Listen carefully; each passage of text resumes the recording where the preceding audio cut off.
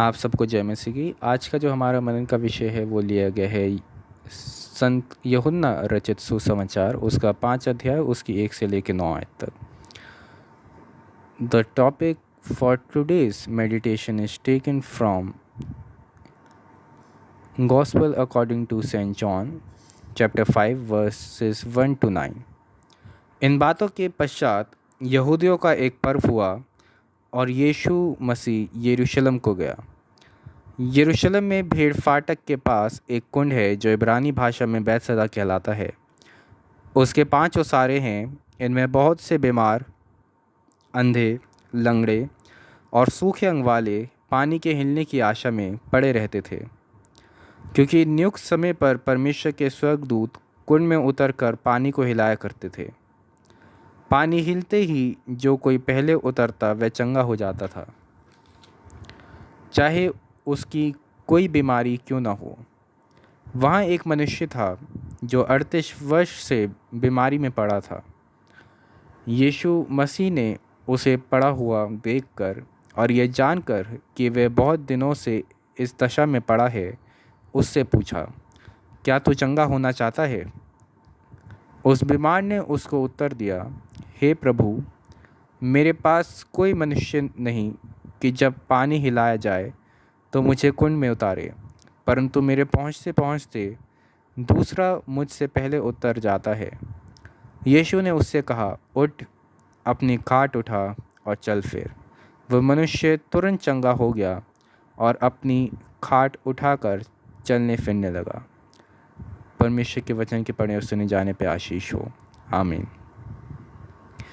After this, there was a feast of the Jews, and Jesus went up to Jerusalem. Now there is in Jerusalem by the sheep gate a pool in Aramaic called Bethesda, which has 5 roofed colonnades.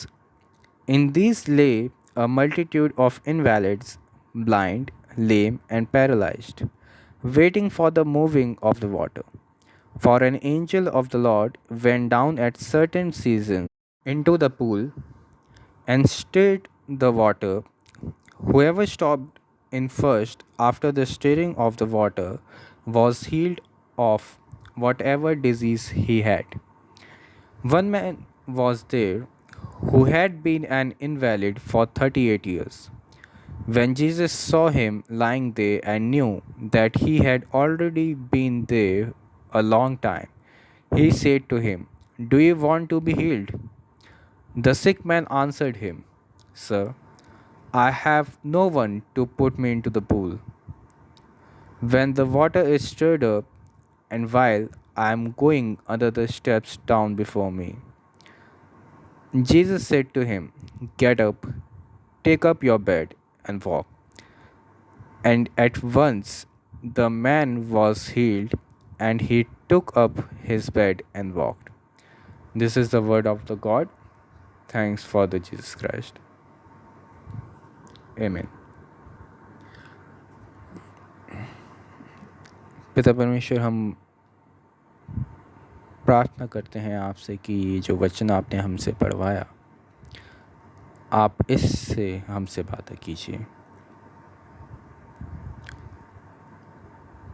आमीन।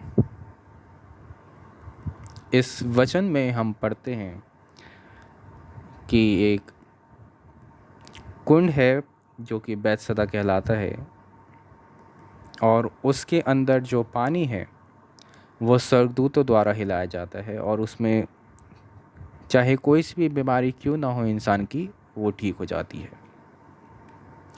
और वहाँ पे काफ़ी दिन से एक मनुष्य है जो 38 वर्ष से बीमार है।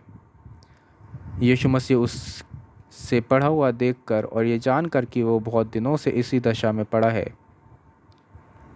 उससे पूछते हैं कि क्या तू चंगा होना चाहता है? और उस बीमार ने यीशु मसीह को उत्तर दिया, हे प्रभु, मेरे पास कोई मनुष्य नहीं कि जब पानी हिलाया जाए तो मुझे कुंड में उतारे, परंतु मेरे पहुँचते पहुँचते दूसरा मुझसे पहले उतर जाता है। यही हालत है आजकल हमारी ज़िंदगियों की,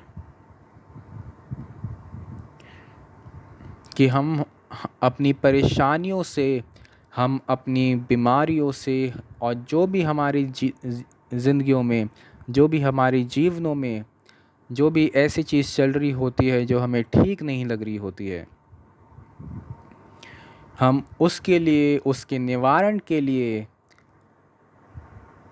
किसी ना किसी मनुष्य को तलाशते रहते हैं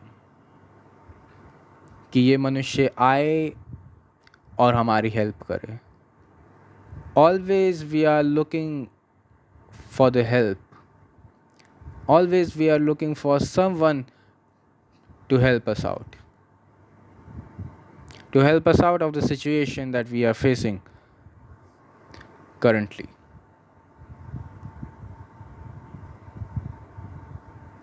ऐसे ही ये मनुष्य भी इंतज़ार कर रहा है कि कोई हो जो मेरे को कुंड में उतारे।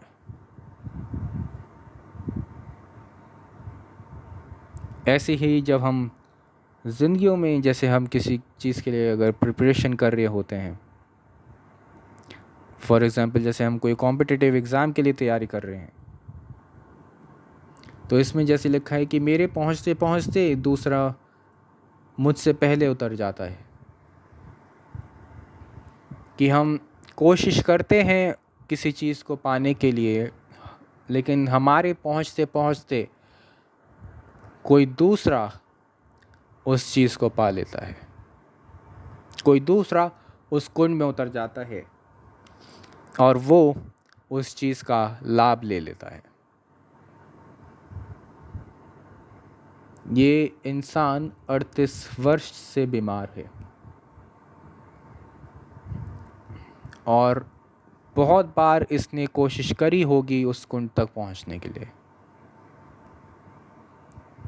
लेकिन इसके पास कोई ऐसा इंसान नहीं है, कोई ऐसा मददगार नहीं है जो इसको कुंड तक पहुंचाए। और ये इतने सालों से जब जब ये कोशिश करता है, तब तक इससे पहले कोई और इंसान कुंड में चला जाता है। सेम यही हालात आजकल हमारी ज़िंदगियों में हैं। चाहे हम अपनी जॉब में प्रमोशन के लिए हम कोशिश कर रहे हों और दूसरे को मिल जाती है, चाहे हम कॉम्पिटिटिव एग्ज़ाम के लिए हम प्रिपरेशन कर रहे हैं, हमें सफलता नहीं मिलती, दूसरे को मिल जाती है। चाहे हम अपने पार्टनर के लिए कोशिश कर रहे हों, हमें वो मनचाहा पार्टनर नहीं मिलता, कोई और ले जाता है। कि कोई हम बिज़नेस स्टार्ट करना चाहते हैं और सेम बिज़नेस हमारे साथ साथ कोई दूसरा स्टार्ट कर लेता है, हमें सक्सेस नहीं मिलती, दूसरे को मिल जाती है। यही सेम सिनेरियो हमारी लाइफ में चलता है।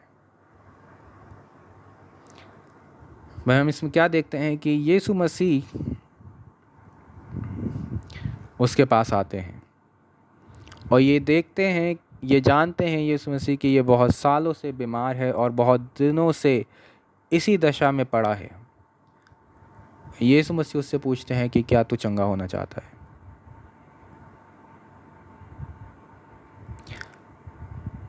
तो यीशु मसीह से उसने कहा, तो यीशु मसीह ने उस इंसान से कहा कि उठ, अपनी खाट उठाओ, चल फिर। यही चीज़ हमें आजकल देखने की ज़रूरत है कि हम लोगों पे हम ज़्यादा गौर ना करें, हम लोगों को ना ढूंढें कि कोई हमारी मदद करे, बल्कि हम अपना पूरा विश्वास प्रभु यीशु मसीह पर रखें। हम पूरा का पूरा जो भरोसा है वो हम खुदा उन पे रखें, ना कि किसी ऐसे इंसान पे हम आशा लगाएं कि वो हमारी ज़िंदगी में आएगा और हमें हमारे दुखों से छुटकारा देगा, ना कि वो इंसान की वो आएगा और हमें प्रमोशन मिल जाएगी, कि ये बॉस ठीक नहीं है, कोई और इसकी जगह जो बॉस बनेगा वो हमें प्रमोशन देगा।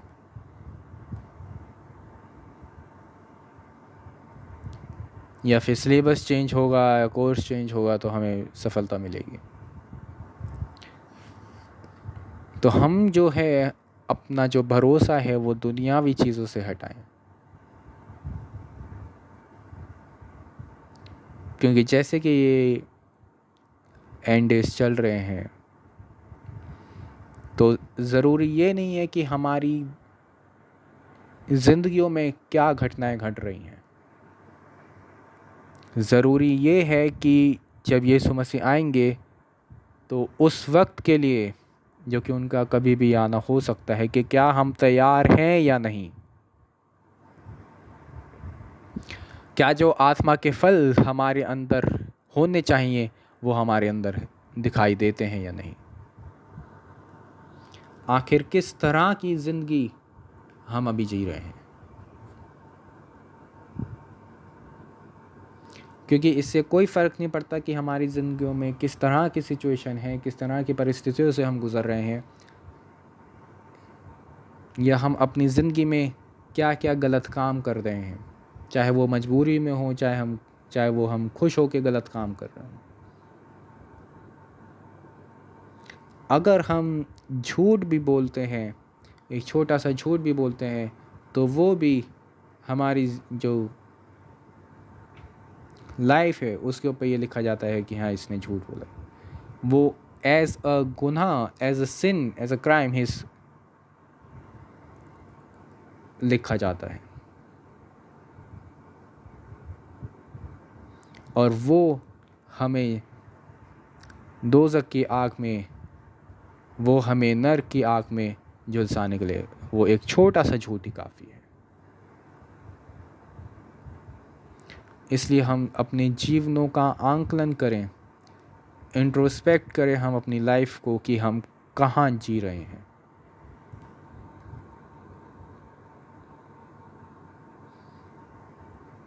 कि क्या हम उस इंसान की तरह हैं जो बैतसैदा के कुंड के पास है, जो ठीक होना चाहता है लेकिन वो हमेशा किसी न किसी की आस में लगा रहता है कि कोई उसे उस कुंड में डाले ताकि वो चंगाई उसे मिले।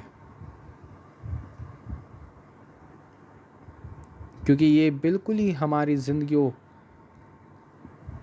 को दर्शाता है।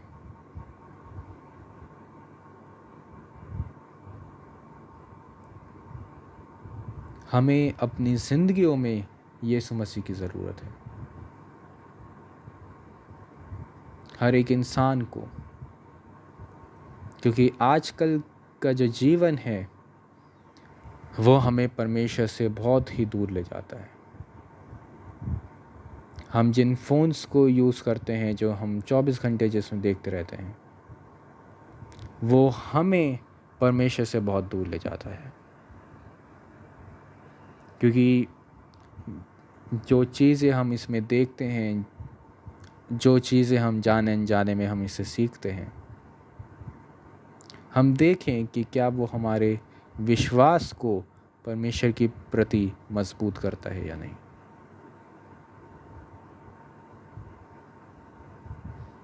क्योंकि बहुत से प्रीचर्स हैं, बहुत से पास्टर्स हैं, बहुत से अगवा हैं जो बहुत सारी बातें बताते हैं। हम देखें कि क्या उन बातों को सुन के हम कुछ सीखे हैं, क्या हमारा जो जीवन है वो परिवर्तित हुआ है या नहीं। या फिर जैसे पौलुस लिखता है कि हम बस अपनी कानों की खुजली मिटाने के लिए प्रचारकों को सुनते हैं, कि हमें अच्छा लग रहा है तो हम सुन रहे हैं। क्योंकि बहुत बार होता है कि प्रचारक जो है वो होप के ऊपर बात करते हैं,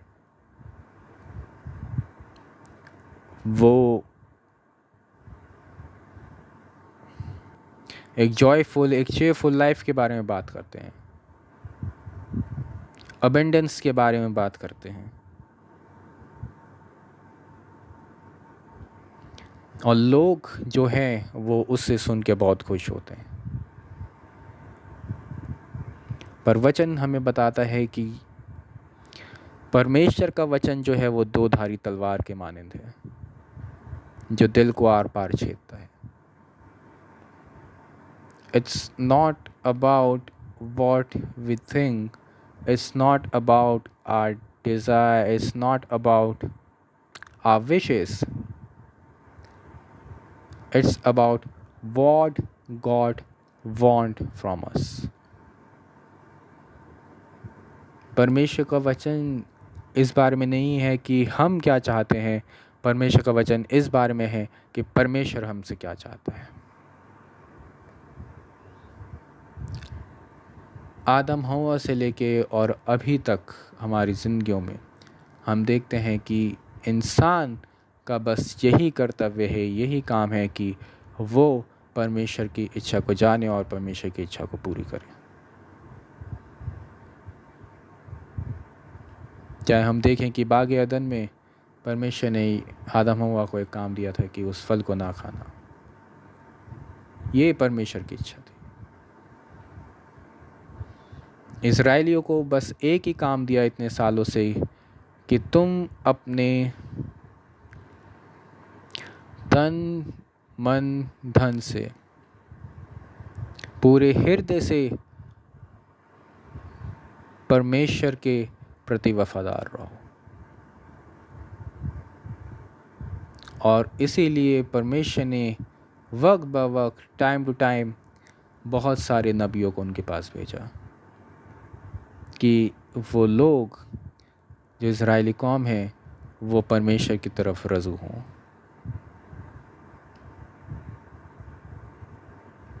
और आज भी परमेश्वर यही चाहता है कि जो मेरे लोग हैं वो मेरी बातों को सुने, वो मेरी आज्ञाओं को माने, ताकि जो मैंने काम उनके लिए रखे हैं वो उनके लिए उन कामों को करने के लिए परमेश्वर हमें तैयार करे और वो काम हमसे करवाए।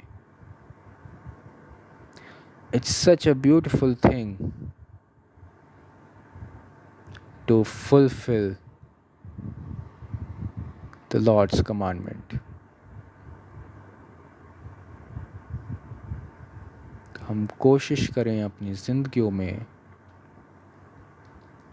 कि जो परमेश्वर की इच्छाएं हैं उसको जाने, उसको माने और उसको पूरी करने की कोशिश करें। आप सबको जय मसीह की। पिता परमेश्वर, हम आपका धन्यवाद करते हैं इस वचन के लिए जो आपने हमें दिया। होने दीजिए कि इस वचन से हमारा जो ईमान है, हमारा जो विश्वास है वो मजबूत होने वाला हो सके। और जो कोई भी ये वचन सुनता है आप उसे जागृत कीजिए, उसकी आत्मा को जागृत कीजिए, ताकि ये वचन उसके अंदर 100 गुना फलवंत होने वाला हो सके। आप उसकी आत्मा को छूइए ताकि वो इंसान आपकी इच्छाओं को पूरी करने वाला हो सके, आपकी आज्ञाओं को मानने वाला हो सके और वो और उसका घराना उद्धार पाए। ये सब कुछ मांगते हैं आपके बेटे यीशु मसीह के नाम से। इसे सुनिए और ग्रहण कीजिए। आमीन।